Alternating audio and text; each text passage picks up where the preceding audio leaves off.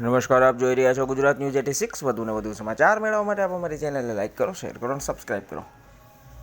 કેન્દ્રીય ગૃહમંત્રી અને સહકાર મંત્રી અમિત શાહ 15મી જાન્યુઆરીએ બનાસકાંઠાના દિયોદરમાં આવેલ બનાસ ડેરીના સણાદર પ્લાન્ટ ખાતે પહોંચી વિશાળ જનમેદનીને સંબોધન કરી બનાસ ડેરી અને સહકારી સંસ્થાઓના પાયલોટ પ્રોજેક્ટ તથા વિકાસલક્ષી પ્રકલ્પોનું ખાતમુહૂર્ત, લોકાર્પણ અને શુભારંભ કરશે।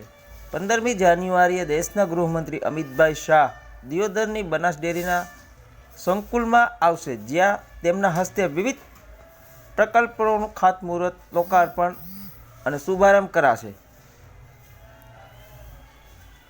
પશુપાલકોને 50,000 રૂપિયાનું ક્રેડિટ કાર્ડ આપશે, જેમાં 0% વ્યાજ હોવાથી પશુપાલકોને મોટો ફાયદો થશે। ધન્યવાદ। અહેવાલ પ્રકાશ ગોસ્વામી, દિયોદર, બનાસકાંઠા। સાહેબે ભારતની સ્વતંત્રતા પછી પ્રથમ વખત અલગ સહકાર મંત્રાલય બનાવ્યું અને તેની પણ જવાબદારી ગુજરાતના સપૂત અને દેશના ગૃહમંત્રી આદરણીય શ્રી અમિતભાઈ શાહ સાહેબને આપી।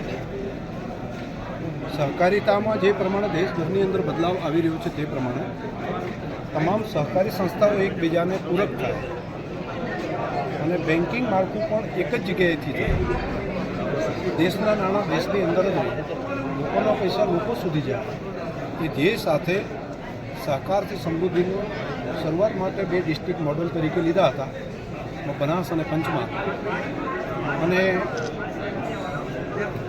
અમિતભાઈ સાહેબે 6 મહિનામાંથી એનું મોનિટરિંગ, એના રિપોર્ટ, એના રેકોર્ડ, એનું પરિણામ એ જોયા પછી દેશભરની અંદર એનું અમલીકરણ થાય એ માટે 15મી તારીખે બનાસકાંઠાના દિયોદર ખાતે આવે છે।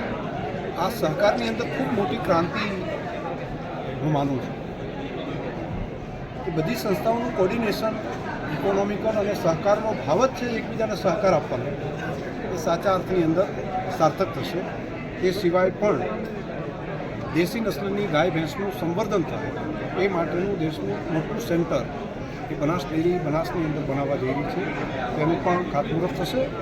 અને બનાસના પશુપાલક બહેનોને 50,000 રૂપિયા સુધીની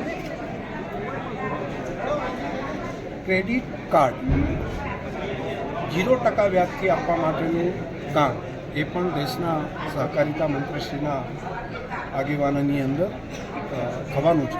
15મી તારીખ બનાસકાંઠા જિલ્લા માટે અને ખાસ કરીને દેશ માટે પણ, રાજ્ય માટે પણ સહકારિતાનો એક નવો અધ્યાય તેની શરૂઆત થશે।